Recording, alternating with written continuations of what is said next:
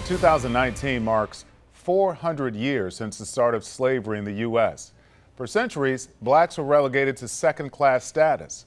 Well, I took the time to uncover the history of slavery years right here in Memphis.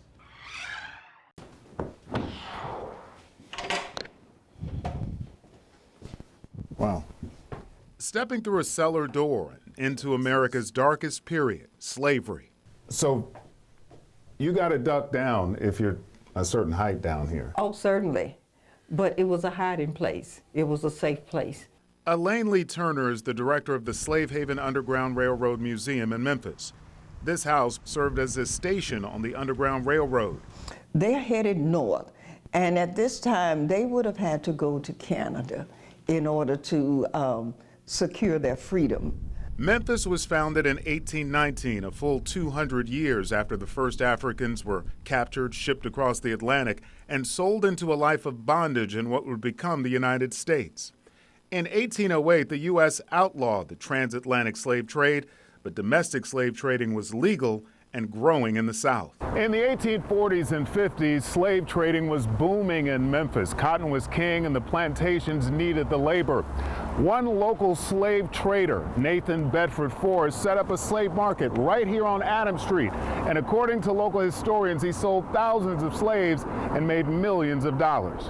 It would take a bloody civil war and the passage of the 13th Amendment before slavery was abolished in the United States in 1865. 400 years after Jamestown, scholars like the Reverend Dr. Earl Fisher, a local activist, says we must never forget. Those were not slaves that arrived in Jamestown, Virginia in 1619. Those were Africans, human beings made in the image of God, who were subjected to the horrors of enslavement because of an ideology and an economic philosophy of white supremacy and capitalism. That Nazi just drove into people. According to the Anti-Defamation League, the distribution of white supremacist propaganda is up threefold in the U.S. in recent years. The FBI says racially charged hate crimes rose 3 straight years between 2014 and 2017. This kind of atmosphere is fueling concerns of a rise of white nationalism. If somebody puts a bill on the House floor tomorrow and wants to try to advocate to return to legalized forms of slavery, it's something that's always possible. And if you think about the philosophy and the ideology of white nationalism and how prevalent it is, this is something that it would not be in our best interest to rule out. Perhaps the biggest unkept promise America made to freed slaves after the Civil War was payment for their centuries of free labor, reparations, a promise that died with the assassination of President Lincoln. An unkept promise Fisher says is still being felt in black America. If you stick a knife in my back 9 inches and take it out 6, we don't call that progress.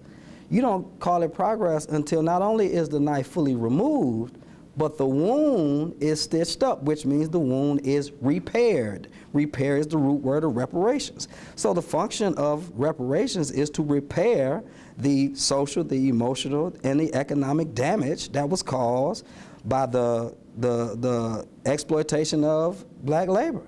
400 years after Jamestown, a reminder that the door to a dark time in history might not be completely closed. In Memphis, Ernie Freeman, Fox 13 News. Yeah, 1619. If you would like to visit that Slave Haven Underground Railroad Museum, it's fascinating. It's open Monday through Saturday from 10 until 4. It's located at 826 North 2nd Street, right here in Memphis. Some fascinating history there.